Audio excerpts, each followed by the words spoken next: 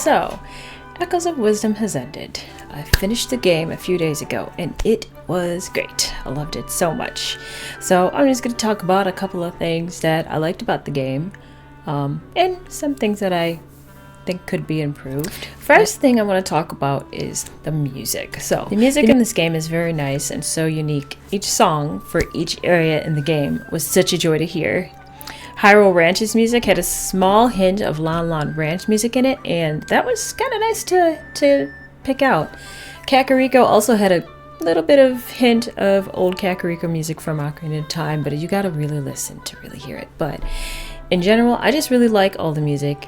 It was nice to have something refreshing and different. I love classic Zelda music, but it was so nice to have a brand new game and have something completely unique with the music. But my favorite music was the overworld music, the main theme of the overworld when you're exploring Hyrule. And I like how the beginning of it starts with Zelda's lullaby a little bit, and then it slowly shifts into something new. So it gives you something familiar and it gives you something new at the same time. So that's the cool thing about this game. It's like a bit of old and new mixed together. Now let's talk about the gameplay. The gameplay was fantastic, in my opinion. I don't know. I just really like it a lot. So I like being able to use the echoes. The echoes were such a joy in this game, and it was so much fun having the echoes do Zelda's bidding.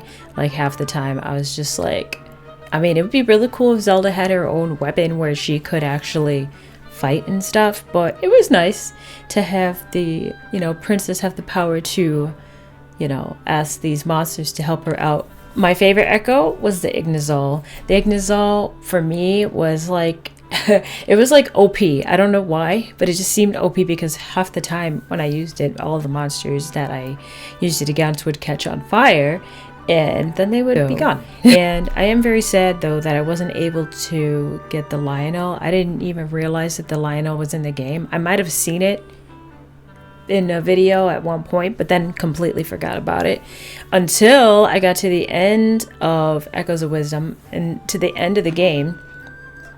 And she did see like a shadow version of the Lionel. So, and I was quite sad about that, but it's okay. Like I said, my most used echo was the Ignazol anyways.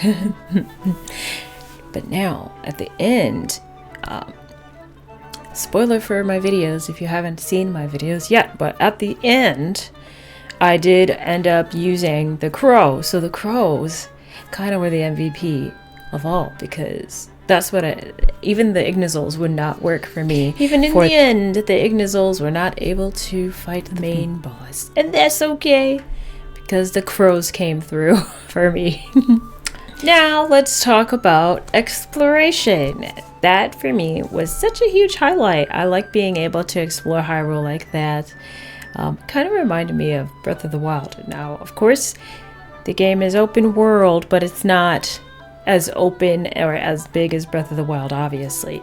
But when I first played Breath of the Wild, I was like, it was breathtaking for me being able to just go anywhere and enjoy the scenery and just do nothing and forget about fighting like the bosses and stuff. So Echoes of Wisdom had a little bit of that for me as well, because there were times where I found that I just wanted to open the map and I just wanted to walk around and see what I could find. I found out that I can jump into and jump onto some trees to get to high up areas that you wouldn't think you can get to.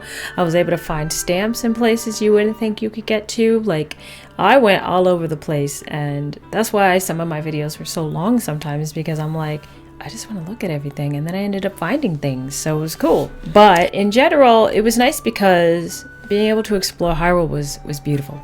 Hyrule was just so wonderful and full of color, and even the rifts that were there, the purple color of them was like, I don't know, it was like beautiful, but also ominous at the same time, especially once the monsters from the rift started coming out, the dark monsters, So, but nothing in this game was truly scary, I guess, which we could talk about when I talk about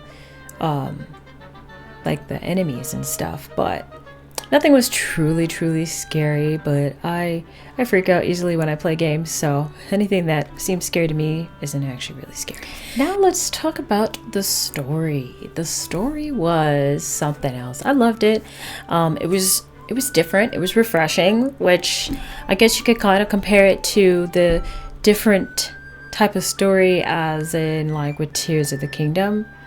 But I think the story was done much better in this game. It was different and it felt connected still. It didn't feel like they were rewriting something that wasn't there. It was more like they were expanding upon and explaining further other things that maybe was lost to the history of Hyrule. Who knows? But it wasn't like some completely different thing that just, to me, it seemed like it connected. I love the fact that you don't really know who the main villain is, not till like a little bit later. Because at first I'm thinking, oh, okay, it's gonna be like Link's Awakening, where you're gonna have to fight Ganon at the end, just like in Link's Awakening. You know, you see Ganon in the beginning, even in the trailer.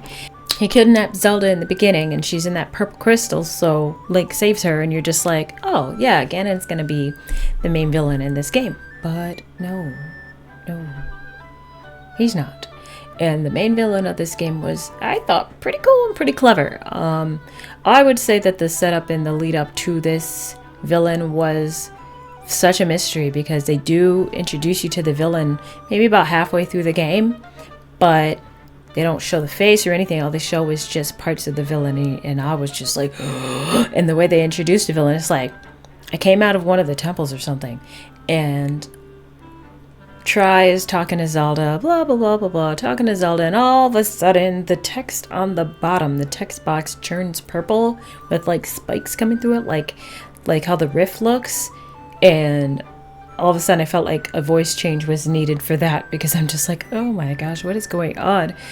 And I just used a different voice for that immediately. I was like, oh, what is this? So I don't know, I thought that was cool. It was also interesting to see dark versions of beloved characters. We had a dark King of Hyrule, we had a dark Zelda, we had also a dark Link, we had dark versions of the new characters that are in the game.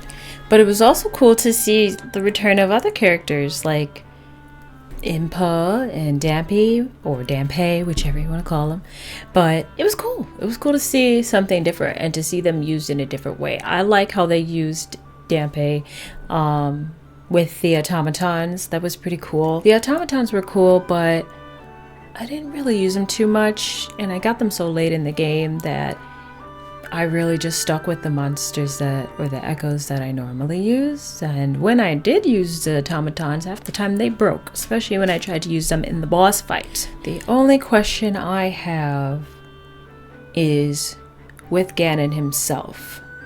So, if all the enemies in the game that Zelda has as echoes are echoes of some other enemy, you know, or even the people that were made into echo versions were an echo of someone else, does that mean that Ganon, the echo of Ganon, has a real version out there somewhere? So wouldn't that be cool if they made like a sequel to this game and then Ganon comes? But no. But that was my thought. I was like thinking, wait a minute, he's the only one where we didn't see the real version. Everybody else you eventually saw the real version of, you know, instead of the echo, except for Conde's brother. We never get to see Conde's brother, and I love Conde so much. Conde made me so happy, and he was just such a good guy. He wanted to please his father, who was no longer living. He wanted to be good, and in the hopes that his brother would return home. But it was kind of sad because he just didn't know. He was so naive and so young-hearted, I guess you could say. He just didn't know. He was so innocent, but he had the hope that his brother would return. And in my mind, I think his brother will come back. But overall, I think the story of the game was great. It was different. It was new. I was so excited to play every single day. Like, originally, I was only going to upload videos like maybe every 2 or 3 days, 3 or 4 days, once a week even. But the game was so much fun. I wanted to keep playing and keep posting it like every day. So it was really good. I loved it. And I would definitely play it again. It's definitely a game I would play again, and I definitely would put this in my top 3. I would say for me it's Ocarina of Time, Majora's Mask, and Echoes of Wisdom in that order. But sometimes it switches between Ocarina of Time and Majora's Mask, because sometimes I actually like Majora's Mask better. But they're both great games. Anyways, so let's talk about the art style of the game itself. So the art style is basically Link's Awakening's art style, but it's different too, to the point where I didn't feel like I was playing Link's Awakening, because I had just come from playing Link's Awakening. I have played it before when the game released, the Switch version, but I had just come back from playing Link's Awakening and finishing it, then to go play Echoes of Wisdom and realizing that the art style was the same but also different because of the game mechanics were different completely. Like, you can jump in this game. Zelda can change into Link or the swordsman, you know. She's got these echoes. All of the way you play the game is completely different. You can go up to areas, like I said before, that you couldn't go to before, that you wouldn't think that you can get to, because in Link's Awakening you can't jump. You can't go up higher into a place to get to another place. It's a very strict linear game, which is fine, but this game wasn't like that. This game was nothing like Link's Awakening. I completely felt like I was playing a different game, which was very nice and very refreshing, because I like playing something that feels new. And I did talk about the echoes already, but the echoes were so cool in this game and so different than any other Zelda game. Like, that concept, I've just never seen that, not in a Zelda game, and it was kind of cool. Like I said, for the echoes to do Zelda's bidding, you know, she's just standing there watching while they fight the monsters for her and do little tasks, and she's just like, oh, thank you, peasants. But, you know, it was great. I loved it. I loved the way that it was done with the echoes. But the only complaint I have about this game as a whole is with the echoes themselves, like how you get to them. I thought that the list was way too long. It was very nice to have options to be able to use whatever echo you wanted. Old beds, new beds, sharks, ignazols, lionels that I never got, moblins. I had a moblin level 3 and he was pretty good. He helped me out in the end of the game pretty well. It was nice. It was nice having options and having a nice long list. However, for some reason, it was really difficult. It just took a while to get to the echo that I wanted to get to, especially if it was one that I hadn't used in a while. Getting to that echo was like, it was just like, do. And I'm just like, okay. I had to like cut out some of the parts in my videos of me finding the echo because of how long it took me to find it. And I passed some of them a few times and I'm like, what? And I really had to stop and think, wait, where is that echo that I'm looking for? And then I would forget the name of the echo and I would forget what they look like, but that might just be a me problem. But that's really my only complaint, is it just would have been nice if there was a better way, a quicker way, some way, somehow to get to the echoes. But it is what it is. The game is the way the game is, and I still like it. So I can't really think of any other negatives that I have about the game. Except I don't remember which temple it was. I would have to go back and watch my videos, but there was a temple that I did that to me was a little bit complicated. I did not actually film all the parts where I had a lot of trouble with some of these temples because I didn't want the videos to be too long. There were certain parts where I had to make multiple attempts just to get something to work, to get across something, to jump onto something, and then to realize after the fact that it was completely unnecessary for me to do what I did, and I could have done it in a completely easier way, but my brain just wasn't thinking that way. And a lot of that I actually cut out because I didn't want my videos to be too long. Probably should have left some of that in, my struggles in the game, because I definitely did struggle for certain spots. But that's about it for the game. I mean, it was great, and like I said, I would definitely play it again. Zelda, as you can see in the background, is like one of my favorites. I got those posters for my birthday this year, and this shirt I think I got last year for Christmas or my birthday, whichever. Probably Christmas. But I do enjoy other games as well. But this is a video we're talking about Zelda. So in the future, I would like to continue with Zelda. I have Skyward Sword on the Switch. I have Twilight Princess on the Wii U. I have Breath of the Wild, obviously, and Tears of the Kingdom. I've never gone back to Breath of the Wild to play it over again from the beginning before, but because just playing it once was just so cool that I don't even know if I want to go back, because I just loved the experience that I first had, and I know I'm never going to get that experience again playing it, but we'll see.